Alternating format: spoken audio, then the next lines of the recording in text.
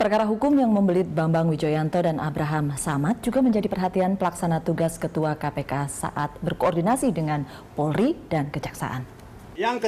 Poin yang ketiga yang sedang kita tangani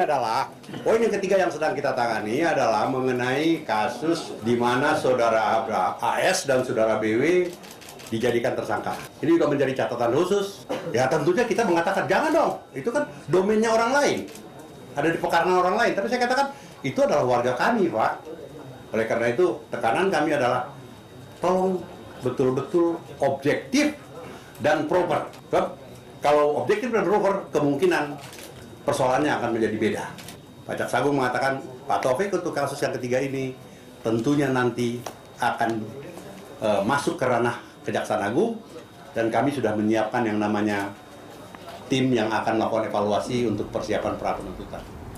Tolong objektif dan proper. Sebelum kita masuk ke pencegahan dan penindakan tadi, tolong objektif dan proper menangani kasus BW dan AS, begitu kata Pak Ruki ketika bertemu dengan Polri dan Kejaksaan. Anda merasa sudah objektif dan proper?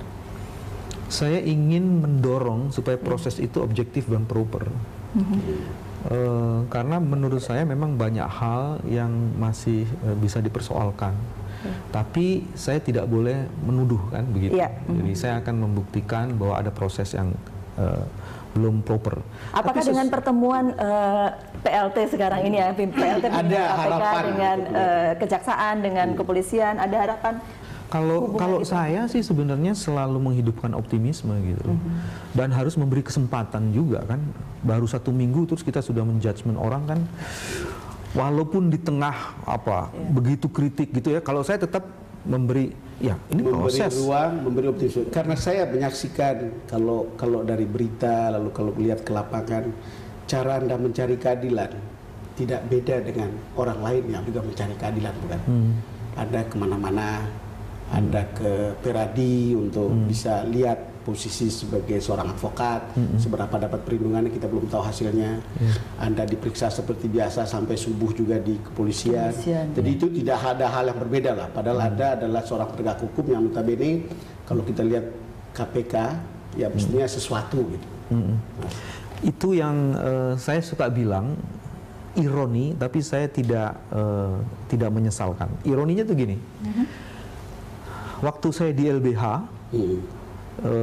di YLBHI, di LBH Papua, sampai di proses transisi, itu saya selamat tuh. Selamat dengan latihan apa? Artinya saya tidak pernah menjadi tersangka gitu loh. Tapi ketika menyandang jabatan sebagai wakil ketua pimpinan KPK, saya kemudian menjadi tersangka dalam republik yang tercinta ini. Gitu. Dan tidak ada gugatan untuk pra peradilan, bukan? Ya, saya tidak. Karena saya meyakini bahwa apa yang dilakukan oleh KPK itu sudah benar, jadi loh. Saya meyakini itu, dan itu sebabnya cakupan lingkup kewenangannya juga di pra peradilan itu seperti yang saya yakinin. Jadi saya tidak akan mungkin melawan aturan yang secara moral saya yakini. Jadi saya nggak akan mungkin melakukan itu. Iya, di awal-awal pemeriksaan sampai hampir subuh begitu ya. Kemudian berikutnya belakangan ini menyerahkan surat untuk ayo segera salinan BAP diserahkan kepada kami, begitu kan. Dan soal penambahan pasal-pasal sangkaannya, kemudian soal penulisan jabatan, dan bahkan ada wacana untuk judicial review. Apakah sekarang seorang BW sedang melakukan perlawanan? Sebenarnya apa yang dilakukan semua orang yang sedang mencari keadilan ya seperti itu gitu. Tidak ada beda. Apa yang saya lakukan tidak ada bedanya dengan yang lain, seperti Bang Don tadi kemukakan.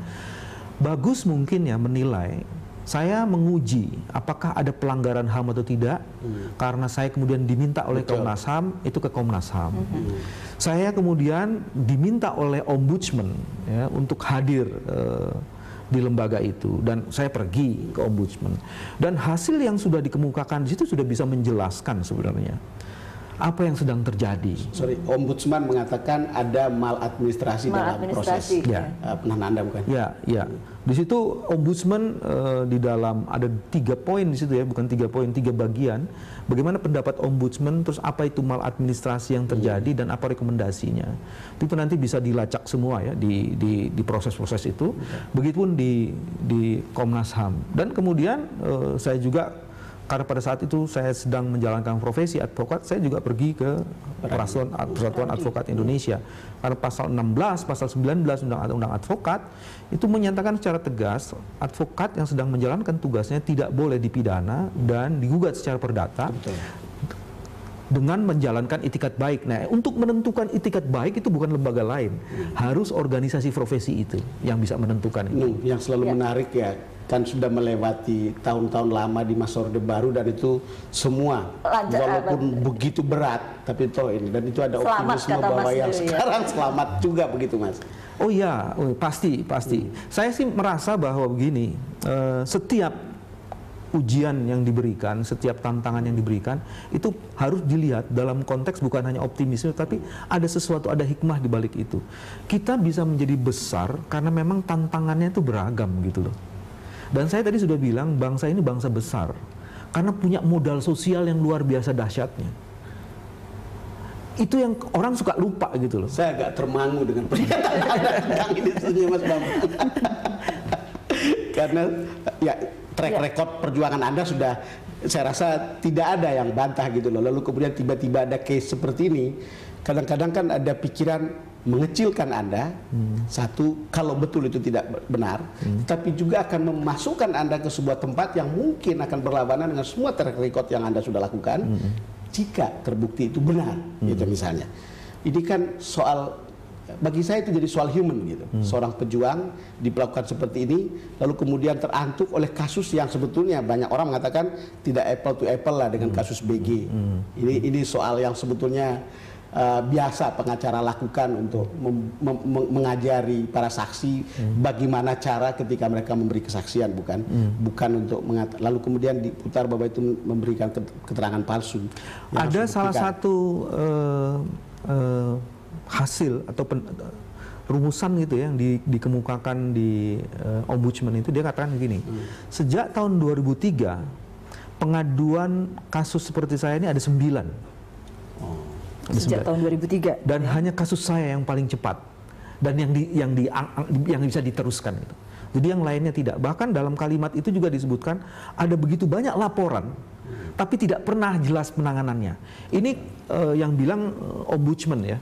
Maka dari titik itu kemudian Ombudsman menyimpulkan ada yang disebut dengan undue delay. Undue delay. Nah, kalau di Komnas HAM lebih berat lagi karena di situ disebutkan dalam proses pemeriksaan dan penangkapan saya ada 3 kualifikasinya. Yang pertama ada abuse of power, itu bahasanya seperti itu. Terus yang kedua excessive use of force. Excessive use of force. Terus yang ketiga adalah against due process of law. Bahasanya keren-keren kayak gitu nanti Bang Don ya gitu. Karena itu saya baca dari Komnas ya. Tapi saya kembali lagi bahwa saya tidak mau bicara soal kasus saya gitu loh. Biar nantilah proses selanjutnya yang akan bekerja. Bagi saya adalah sekarang menyiapkan pembelaan yang sebaik-baiknya. Tapi saya juga mohon prosesnya proper gitu. Jangan sampai saksi-saksi saya diteror gitu misalnya ya. Nah, soal saksi diteror, ini kan soal information aja yang saya dapat sebagai wartawan. Saya 2 hari lalu ketemu lawyer dari Kalimantan Tengah situ yang mengatakan, saya tidak mau menuduh gitu kan. Cuman saya mendapatkan informasi. Ya, saya bilang ya nanti diklarifikasi aja lah. Tapi kemudian ini kan jadi kalau betul terjadi seperti itu sangat disayangkan sekali. Kita kembali ke penindakan dan pencegahan. Karena kasus ini menurut Mas Bambang juga ini kan bagian dari perjalanan untuk memperbaiki pemberantasan korupsi di Indonesia, salah satunya begitu kan. Ada banyak kerikilnya termasuk kasusnya Mas Biwi ini. Betul kan begitu? Saya sekarang mulai dari KPK aja dulu ya, supaya ada otokritik juga dari KPK. Saya sedang berpikir dan kemarin diskusi dengan Pak PLT, apa sih yang bisa dilakukan ya untuk membuat KPK ini lebih lebih terengginas lagi, tapi transparansi dan akuntabilitasnya juga terjaga. Lebih terengginas lagi, tapi sekarang bilang udah lebih baik pencegahan saja. Tapi iya, orang sekarang justru melihat, oh, menyelesaikan kasus-kasus yang membelit dulu baru kemudian bisa jalan ke depan. Iya. Nggak, kalau kita tidak berpikiran cupet dan melihat bagaimana pengetahuan dan cara negara lain mengatasi masalahnya, mungkin kita tidak melakukan tindakan yang terburu-buru gitu loh. Di mana-mana program pemberantasan korupsi itu ada 3 pendekatan utamanya. Yang pertama itu pencegahan, yang kedua penindakan, yang ketiga pendidikan. Seperti itu. KPK mengembangkan menjadi 5 bahkan. Di dalam pencegahan itu kita juga mengembangkan bukan hanya pencegahan yang konvensional, kita membangun budaya anti korupsi. Itu basisnya keluarga dan komunitas. Terus kedua, membangun preemptive system. Dengan cara membangun apa yang disebut dengan, mudah-mudahan tahun ini selesai ya, fraud control system. Fraud control system itu seperti apa, Mas? Fraud control system itu begini, satu sistem yang memungkinkan, karena cara untuk memberantas korupsi kan gini, memberitahu pada orang, udah deh jangan korupsi lagi. Satu. Terus kedua, membangun sistemnya. Kalau you melakukan korupsi susah nih, karena sistem udah bagus. Nah yang ketiga yang preemptif itu bukan hanya itu, lebih bagus kamu tidak melakukan korupsi karena ancamannya atau risikonya lebih besar daripada gain yang Anda akan dapat, keuntungan. Dan ini kita bisa lakukan sebenarnya. Nah, sekarang kalau Anda lihat pandangan ini, sekarang beberapa waktu ini kan orang berbicara tentang udah KPK harus lebih utamakan pencegahan daripada penindakan. Komisi pencegahan korupsi begitu. Bukan komisi pemberantasan korupsi. Ya. Dan walaupun pencegahan bagian dari pekerjaan KPK memangnya. Sebenarnya kalau melihat gejala seperti ini bukan yang baru. Ya, bukan baru. Bukan yang baru. Maksud saya coba cek dalam sejarah pemberantasan korupsi di Indonesia. Hampir sebagian besar lembaga yang dibentuk oleh kekuasaan dibunuh sendiri oleh kekuasaan itu. Betul. Itu sejak masa pemerintahan Soeharto. Sampai ketika Pak Hatta menjadi ketua tim 4. Lembaga itu nggak executable, nggak bisa jalan gitu loh. Nah sekarang pertanyaannya adalah kenapa lembaga itu nggak bisa jalan kan? Kalau kita mau belajar dari pengalaman itu, mungkin kita tidak akan melakukan kesalahan yang sama di tempat yang sama atau dengan cara yang sama. Saya tertarik. Kita break dulu tapi ya, boleh Bang, nanti Bang Don lanjutkan sesudah ini. Kami akan kembali sesaat lagi untuk Anda.